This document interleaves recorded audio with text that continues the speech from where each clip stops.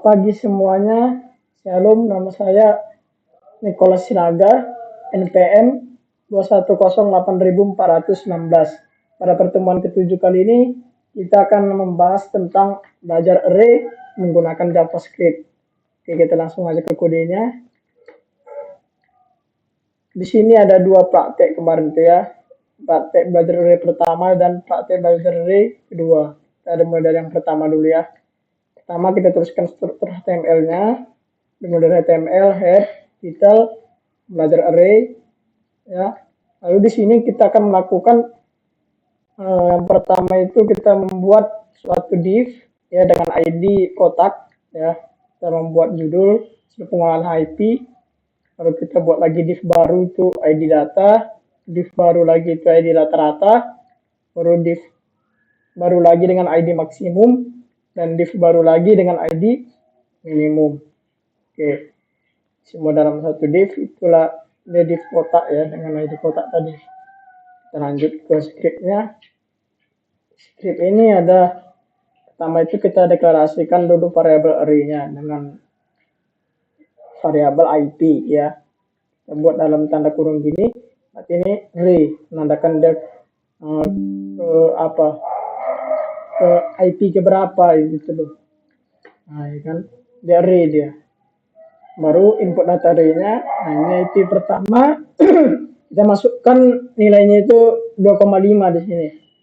Lalu IP kedua dengan nilai 3,1, IP ketiga dengan nilai 1,7, IP keempat dengan 2,2, IP kelima dengan 3,5. Oke, lalu bisa kita di sini membuatkan var jumlah sama dengan 0. Kita di sini untuk mencari rata-rata apa ini ya dari semua IP nih. Jadi kita buat dulu var jumlah sama dengan 0, baru kita buat satu variabel baru itu dengan i. Di sini kita buat ya. Jadi kita membuat perulangan di sini kan udah belajar perulangan ya. Jadi for i sama dengan 1 sampai i sama dengan 5 di kelas plus kita tambah 1. Jadi jumlah sama dengan jumlah ditambah IP ke i gitu.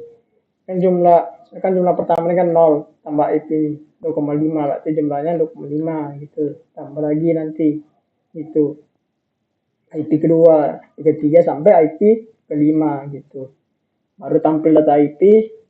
Untuk menampilkan data IP kita membuat suatu variabel baru dengan variabel output ya. Ini kalau kita mau perulangan lagi for is sama dengan 1 sampai i lebih kecil sama dengan 5, i plus plus.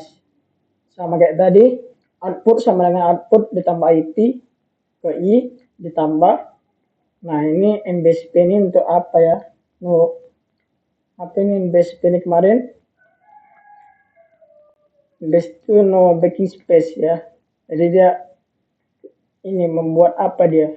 Membuat spasi gitu, kosong tuh bar kayak gini. Nah, yang membuat nanti dia itu ada jarak ya. Oke, kita lanjutkan. Kita untuk menuliskannya menggunakan JavaScript kita menggunakan dokumen titik get element by ID ya, dari ID data tadi titik inner HTML data. Oke, jadi di data tadi itu masuk ke ini.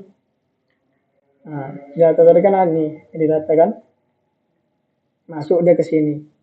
Jadi dituliskan nanti baru kita mencari rata-rata. Oke, kita membuat untuk mencari rata-rata kita membuat variabel baru lagi dengan variabel rata-rata. Ya, rata-rata itu sama dengan jumlah tadi yang dijumlahkan data di sini dibagi dengan 5 karena IP kita ada 5 gitu ya. Oke, baru kita membuat alert. Ini tes lagi kemarin ya. Kita membuat ini, menuliskannya dengan dokumen get element by ID rata-rata ya, dari ID rata-rata tadi di inner HTML. Nah, inner HTML rata-rata sama yang berapa. Nah, itu tadi ya. Lalu kita juga di sini mencari ini maksimum juga ya. Par max kita membuat suatu variabel sini max ya. IP1. Jadi kita misalkan dulu IP1 itu selalu max ya kan. Lalu kita lanjutkan dengan IP kedua, kita lakukan nanti perbandingan. Nah, inilah dia itu perbandingannya. For i sama dengan 2 sampai i begitu sama dengan 5. Jadi dia dibandingkan dari i sama dengan 2 sampai i lebih kecil sama 5. Nah, di sini ada IP. Apakah IP pertama tadi ini, apakah IP kedua lebih besar daripada IP pertama, ya kan? Jika ya, maka dia max. Lanjut terus dia dibanding-bandingkan begitu sampai mendapatkan max sama dengan IP keberapa. Sudah ada dituliskan di sini. Dokumen get element by ID maksimum dan HTML maksimum max, ya kan? Baru cari elemen umum, kita gunakan varmin di sini sama kayak tadi ya. Kita misalkan IP pertama itu minimum, baru kita bandingkan dengan IP kedua sampai IP kelima. Ini dengan perulangan, ya kan? Baru kita membuat persyaratan jika IP ke I itu lebih kecil daripada min IP pertama, maka min sama dengan IP ke I. Baru kita tuliskan di sini dengan dokumen get element by ID minimum titik ini HTML minimum. Jadi nilai minimumnya diambil dari si min tadi. Itu coba kita lihat ya. Cara aja langsung. Kita lihat gimana. Oke, jadi ginilah dia.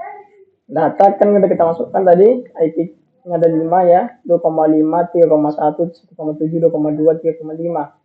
Mencari atas katanya gimana? Rata sama dengan 2,6. Ini dijumlahkan dibagi 5, gitu kan, maksimumnya 3,5, ada benar, minimumnya 1,7. Jadi gitulah dia. Jadi prinsipnya tadi ini sebenarnya dia kita membuat array dulu pertama kali tadi kan. Nah, jadi itu IP ada 5, baru dia kita jumlahkan dulu pertama kali, lalu kita ini kan tampilkan datanya, baru cari rata-ratanya, cari nilai max-nya dan cari nilai minimumnya. Oke, inilah untuk praktek ke 1 ya, belajar array pertama ya. Lalu kita lanjut belajar array kedua. Belajar array kedua ini apa sebenarnya ini? Nah, ini dia menggunakan tombol ya. Dan ada proses on click di sini. Tombol ya. Oke, kita lanjut ya. Baca array kedua. Oke. Jadi kita membuat div ID jumlah. Ya, ini untuk mencari rata-rata sebenarnya. Cuman dia tadi itu kan tadi ini kan capek kita ya. Ya kan. Soalnya kalau ada apalah, ada 30 orang siswa masih bisa lah mungkin kita buat IP ini kan. IP 6 sama dengan 4.0 gini kan. Nah, IP ke-7 lagi lanjut kan, tapi kan capek kayak gitu. Sama kalau ada 100 minta 1000 siswa atau mahasiswa gitu kan capek ya. Jadi kita menggunakan apa aja, kita input langsung di apa itu pada saat di tampilannya itu kita input langsung berapa banyak siswa itu, nanti muncul teks inputannya, masukkan di situ nilai mahasiswa itu. Jadi itu sesuai dengan kemauan kita mau berapa gitu, nggak capek-capek lagi tuliskan di programnya seperti ini ya. IP ke-5, IP ke-6, IP ke-7, IP ke-8 dan seterusnya. Kan capek kayak gitu ya. Terlalu ribet juga kayak gitu kan. Lalu kita membuat ini aja, div ID jumlah. Ya, kita buat judulnya dulu, banyaknya mahasiswa berapa. Kita membuat suatu teks inputan size 3. ID-nya kita kasih IDN di sini ya. Nah, kita membuat suatu tombol dengan ID-nya itu ID input. Ya, kita membuat on click di sini. Jadi dia ketika diklik itu dan melakukan proses ini. Input ini, F input ini, fungsi F input ini harus dilakukan ketika kita mengklik apa itu tombol tadi. Oke, kita kasih dia namanya teksnya proses, ya, teksnya di tombol itu proses. Oke, kita lanjutkan ke dalam JavaScript-nya. Di sini kita membuat variabel n dan variabel i. Lalu kita lanjutkan dengan fungsi input tadi, F input ini tadi itu apa sebenarnya itu ya? Ketika kita mengklik tombol itu ya kan. Oke, pertama itu kita harus membuat dulu pass in. Jadi dari string kita buat ke integer ya, transformasikan ke integer.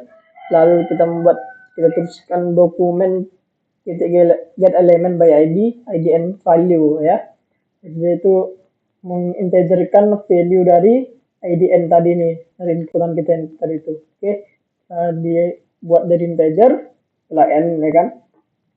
Kita buat lagi, tuliskan lagi dokumen titik write, buat judulnya masukkan IP mahasiswa. Nah, kita tuliskan ini masukkan IP mahasiswa. Kita membuat perulangan di sini. For i sama dengan 1, i lebih kecil sama dengan n. Apa maksudnya ini? I lebih kecil sama dengan n. Jadi ini untuk membuat teks inputannya tadi itu sebanyak yang kita minta di sini. Di IDN ini. teks inputan yang ini jadi n ini karena id n ini kan udah masukkan ke n kan, lebih kecil dari n gitu. Jadi i plus plus tambah 1 ya sampai i lebih kecil sama dengan n. Baru kita tuliskan ini ada suatu apa definite right, kita membuat input. Nah ini input type sama dengan text sama dengan 3 id ke beberapa ke i. Jadi dia ini banyak dia. Id pertama, id kedua, id kedua, 3 id keempat, banyak lah dia sampai ini itu i sama dengan n gitu. Titik right, kita buat lagi button baru di sini ya. Kita kasih id-nya atau id proses. On klik juga ya, cuman di sini ada proses, ya kan? Kasih teksnya itu proses di sini ya, misalnya proses. Oke, bilang fungsi proses. Proses ini apa?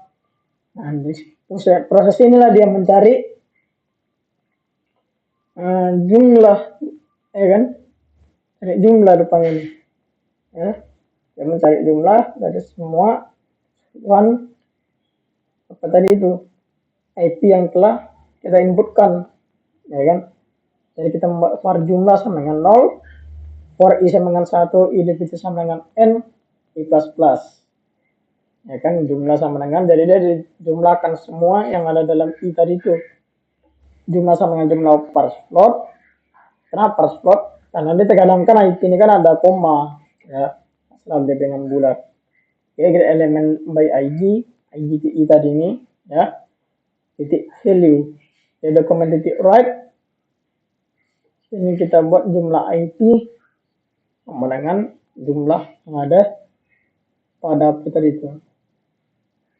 Jumlah yang ada keseluruhan dari IP yang kita inputkan tadi itu ya. Jadi itulah dituliskan di dokumen titik right ini.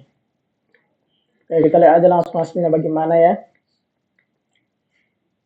Oke, ini seperti ini. Nah, kan seperti saya bilang tadi ya, kita masukkan banyaknya mahasiswa. Soalnya 5 proses. Kita klik ini lah. Di sini lah tadi fungsi apa tadi itu berfungsi.